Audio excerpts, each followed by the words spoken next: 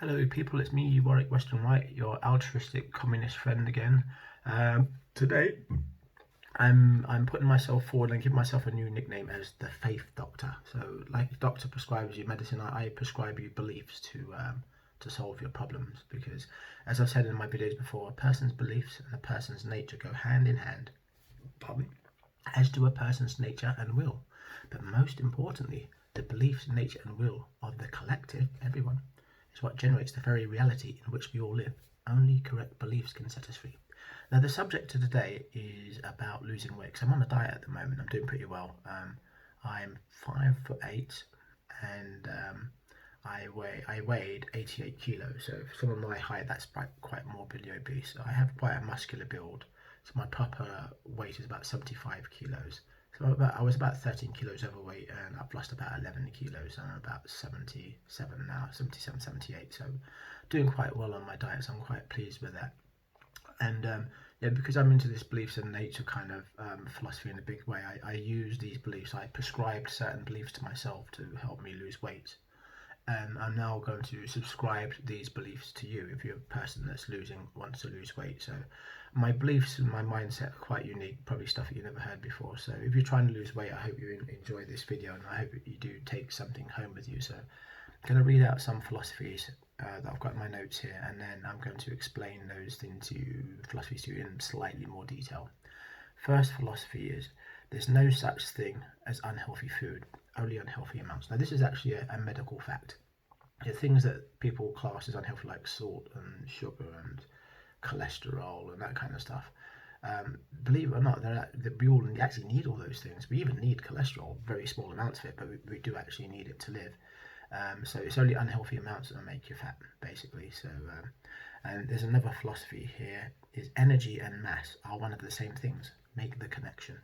So, and then another one here, philosophy is, your body cannot break the laws of physics. This is another philosophy. And I'll go over these philosophies in more detail and explain to you how they relate to losing weight. There's another philosophy, you're never so busy that you can't find time to not eat. A lot of people, when they get overweight, they blame their lifestyle. I've actually said it as a joke once to a fat guy. He goes, "Oh, you blame your lifestyle, do you? Yeah, you're so busy you can't find time to not eat." And everyone thought it was funny, but it's a true philosophy, even though you can say it as a joke. So it's a philosophy and a joke, that one. There's another next philosophy. Just one more won't hurt is how you get fat. It's a good philosophy. The nature of evil is insidious. The definition of insidious being slow and subtle, but with harmful effects. So I got overweight up to 88 kilos over the space, from 75 kilos over the space of 15 years. And I did the maths, and it worked out to 12 grams a week. So this is what I mean by slow and insidious. Gamblers don't become addicted overnight. People don't become alcoholics overnight. People don't become drug addicts overnight. People don't get fat overnight. As a general rule, it's slow and insidious, very, very slow. And then going next philosophy here is, being fat is a form of self-harm, and all harm is bad. So this is a philosophy to take on as well. This one's a bit of a long-winded philosophy to help you lose weight, and it's related to denial. Your nature comes from your beliefs. If you are fat, then it is in your nature to be fat, which means your beliefs are wrong, and you need to correct your beliefs in order to resolve the problem. So that's just basically saying, don't be in denial. And the next one, the last one, is the way you are treated is no excuse for the type of person you are. So I'm going to go over these philosophies again and explain a bit more detail, give you examples of how it's affected to a degree my life, not much of my life. To be honest, I don't really have an eating disorder, so losing weight for me wasn't too much of a problem, because like I say, not much weight over a long period of time.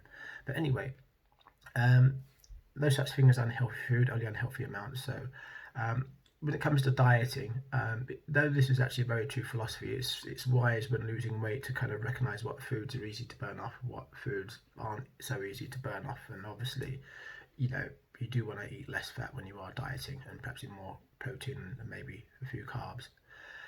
This is a good one. Energy and mass are one of the same things. What Albert Einstein said, E equals mc squared. I'm going to take a cup of coffee, just a minute. Obviously, in layman's terms, E equals mc squared means that energy and mass are one of the same things, make the connection. So now when you're dieting, believe it or not, say for example, if you weigh exactly 77 kilos and you eat something that weighs 500 grams, if you weigh yourself immediately after eating that, you would weigh 77.5 kilos. And so you understand, you have to make the connection. Your body can't break the laws of physics. If you've eaten 500 grams, then you're immediately 500 grams heavier, and there's just no way around that. And also, I do actually do it, believe it or not. When I'm dieting, I do literally think about the physical weight or mass of the food. Believe it or not, when you diet, this is actually a very good thing to take into consideration. People say, oh, I don't eat much. I only eat like 3 portions a day of something that weighs 500 grams each. So there's your problem right there. I eat once a day, even though I eat 1.5 kilos in that one meal and don't get any exercise. So it's right there. So this is about breaking denial, because a lot of being overweight is based on denial. Your body cannot break the laws of physics. Sometimes, people say, oh, when you stop eating, your body sends messages to store fat and that kind of stuff. And they always try to put these silly ideas into your head, basically, when I'm dieting, it's true that your body does fight back. I'm not going to deny that, but you need to fight back harder, basically, and eat less. And if you have to eat less and less and less, then you have to do what it takes to lose the weight, and remember, your body can't break the laws of physics. So basically, if you take in a certain amount of grams of mass and you don't burn off that same amount of energy, well, then you're going to put on weight. So remember, your body can't break the laws of physics. And sometimes people will say like, oh, if you stop eating, then and then your body stores fat and you feel lethargic and whatever. But your body will fight back. The secret to losing weight is you have to fight back harder. If your body says to you, okay, body, I'm going to store fat because you're stopping weight, haha, then you have to say to your body, well, F you, body, I'm going to go out for a 12-kilometer walk. Let's see you not burn fat now, because your body can't break the laws of physics. If you go out for a 12-kilometer walk, you will burn energy, and energy and mass are the same thing, and there's no way your body can break the laws of physics. So keep that in mind. Number one, you're never so busy you can't find time to not eat. So, some people, that's just a philosophy, say don't blame your lifestyle. If you're busy, don't have time to exercise, you can always find time to not eat. Always, always, always, always. So, and after I've gone through these philosophies briefly, I'm going to tell you my dieting habits that have brought me to a kind of relative degree of success. So hopefully you can take some of these things on. The philosophy, just one more won't hurt, is how you got fat. That's a philosophy. So remember that. I'll word that very closely. Just one more won't hurt is how you got fat. That's a philosophy, dieting philosophy to remember. So you have to have discipline, basically. And you can't take that just one more. You can't think like that, because you won't lose weight if you've got that way of thinking. And that kind of ties in with the nature of evil being insidious, slow and subtle with harmful effects. Like with me, 12 grams a week. Slowly over I put 13 kilos in 15 years, it works out to 12 grams a week. That's pretty slow and insidious, so it's a slow thing, so remember that. So discipline is very, very important. And this one, your nature comes from your beliefs. If you're fat, then it is in your nature to be fat. It means it's your nature it's in your nature. I'll read that out again. Might read this a bit silly. So, your nature comes from your beliefs. If you are fat, then it is in your nature to be fat, and your beliefs are wrong. Correct your beliefs to resolve the problem. So what I'm saying here, because a person's beliefs and nature do go hand in hand, and this philosophy is just about saying don't be in denial. Basically, look at your physical body as physical evidence. People say, I don't understand how I get so fat. I don't overeat, and your body is physical evidence to the contrary. Don't be in denial. If you're fat, remember, your body can't break the laws of physics. If you're fat, it means you've taken more mass in than energy out. End of story. Don't make rocket science out of it. Keep it simple. Keep your mindset right to lose weight. Also, you've heard of that nature-nurture debate. Some people believe that the way people is just their nature, or some people believe it's their nurture. So if you believe in the nature-nurture debate, it's going to you won't be able to lose weight, because if you believe it's just you are because it's in your nature, then you're not going to lose weight, because you say, it's in your nature to get fat, and I'm not going to change my nature.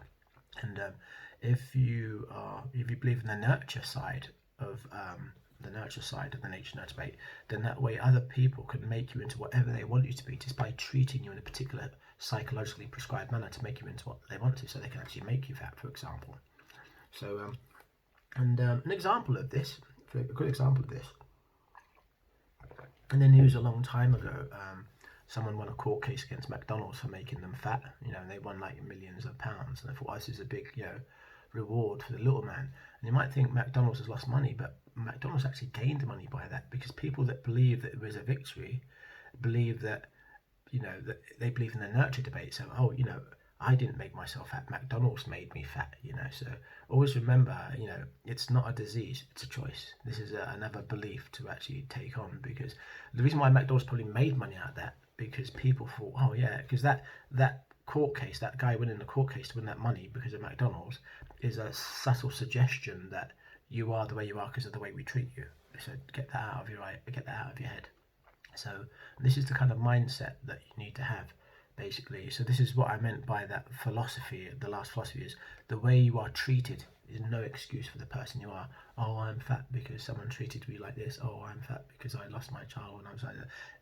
Rubbish. The way you treated what happens is no excuse. There really is no excuse. You have to have the right mentality. And this is so I'm the faith doctor, basically, and I'm basically so all these things I'm saying, so I'll summarize it in: don't make rocket science out of it. Simple physics. More mass in, less energy out equals fat. Less mass in, more energy out equals losing weight. Simple physics. The body can't break the laws of physics. Don't be in denial. Don't look at, I don't eat that much, my lifestyle. Forget that stuff. You have to have the right mentality. So anyway, now I'm going to go on to how I've lost weight, the kind of techniques and that. So hopefully you might take something out. This might not. So before I was a bit overweight, I used to be very, very athletic, very handsome and muscular. Grey as a mule now. But anyway, I know obviously I haven't been athletic for quite a long time, and obviously been put on weight over that time. And so basically what I did when I started losing weight, I started out by just kind of progressively eating less and less, and obviously setting on the scales and going through taking on these beliefs that I've just expressed to you here. And what I've basically done is when I was athletic, we used to, a lot of professional athletes do this. So if you ever watched a boxing match, and you find in the first 3 to 5 rounds the boxers are like sweating like a bunch of wet punanis, basically, and then they stop sweating, and it's the boxers, they squirt that water in their mouth and they spit it out. The reason why they do that is to stop their body from going into full dehydration. A lot of people don't know this, that your body doesn't just burn off solids, it burns off fluids as well, and your body prefers to burn fluids than solids. So what happens is when you're dieting, believe it or not, or exercising to lose weight, it's always good to bring your hydration levels down very low, but obviously not to the level of dehydration. So if you imagine you kind of got a big line here, you've got hydration up here and you've got dehydration down here. You want to come to that middle line, just borderline in when you start to go into dehydration, but you don't allow your body to go into dehydration. And what happens is when you exercise in this state, your body will burn off maybe 4 to 8 times the amount of fat with the same exercise, because what happens is when you're fully hydrated, your body will burn off the fluid before it starts burning off the fats. So as the fluid level goes down when you're exercising, the fat burning goes up like that, if that makes sense. So, but also remember, when you do this, don't dehydrate yourself. You have to be very careful not to dehydrate yourself, because it's bad for your health if you do that. And the signs this is something I learned from martial arts and medicine. There's a physical sign of your physical sign in your body when you're dehydrating, and that is you'll both stop sweating and your tongue will go dry. When you're dieting and you use my techniques, low hydration levels, when that happens, just squirt something in your mouth and spit it out, but don't swallow it, and that stops your body from going into full dehydration. And if you have gone into dehydration, that's bad. You'll get headaches and your body will release toxins into your body. That's not good at all. Also, little signs of when you've lost a lot of weight is a lot of people don't know that when you go to the toilet and you have a wee, the darker the yellow colour of your wee, the more fat you burn off. It's actually a sign of how much fat you burned off. And if you burn off insane amounts of fat, your wee will have almost a very slight green tinge to it. And if you get that tiny green tinge in your yellow wee, like more yellow than green, but a little bit green, then you know you're then really good at burning off like fat, basically. And that's a good technique. Also, my personal dieting techniques, again, because I make the physical connection between mass and calories, or mass and weight. When I eat something which is physically light. So like, for example, I'm actually not, believe it or not, I actually eat quite often. I probably eat more often than the average person when I'm losing weight. But what I'll do is maybe 2 or 3 times a day, I'll eat 2 slices of toast, and I'll have some kind of medium level fat polyunsaturated margarine on it. And then maybe once or twice a day, I might have a small half bowl of cereal. So if you think like toast and cereal, they're physically very light in weight, therefore they don't have that much mass. Another diet technique I use is that I spend the same amount on the food, but what happens is, like, for example, the most nutritious food tends to be quite expensive. So if I bought some sardines, for example, they'd be about £1. For £1, I could get a big bag of chips or whatever, something much heavier. Now, sardines are quite small, but the amount of protein in them is actually, it's quite phenomenal. So I'll eat things like pickled herrings, roll mops, and maybe some white fish. So, but food which is extremely high in protein, but physically small and low in mass and physical weight. And so what'll happen is maybe once a week I'll eat some white fish.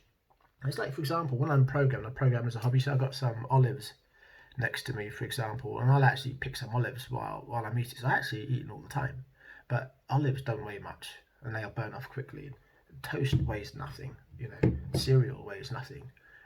So I'd actually eat 5 or 6 times a day, but I'm eating insanely small amounts that weigh nothing, or something which is kind of densest but tiny, like sardines or a pilchard or that kind of stuff.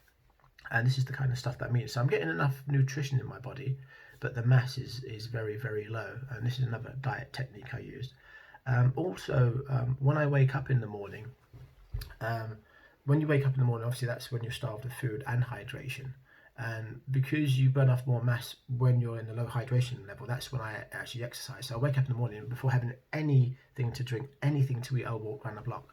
And sometimes I'm averaging probably about 40 to 50 kilometers a week of walking, and very often those walks will be when I'm fasting. I actually do another technique I use to help me lose weight. So I'm fasting once a week, full 24 hours, no food or water.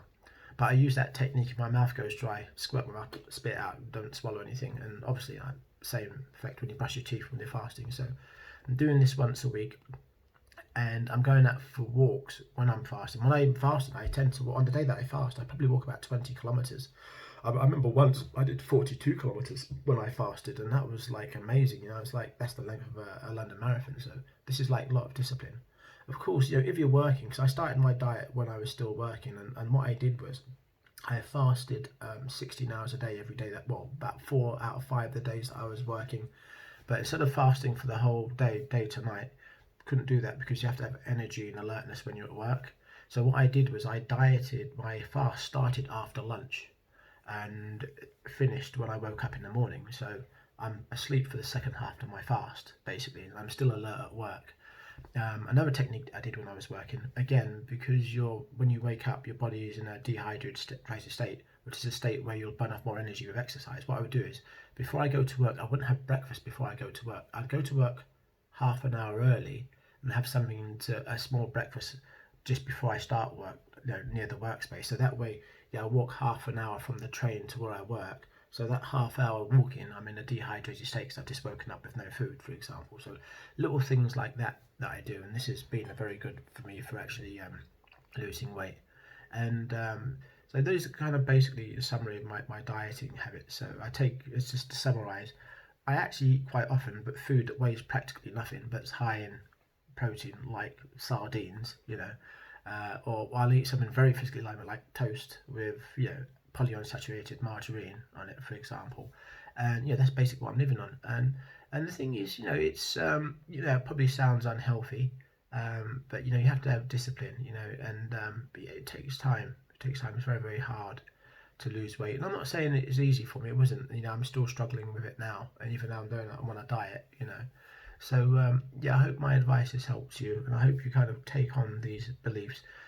So I'm going to close with my normal closing statement I make with all of my videos. Listen very, very carefully.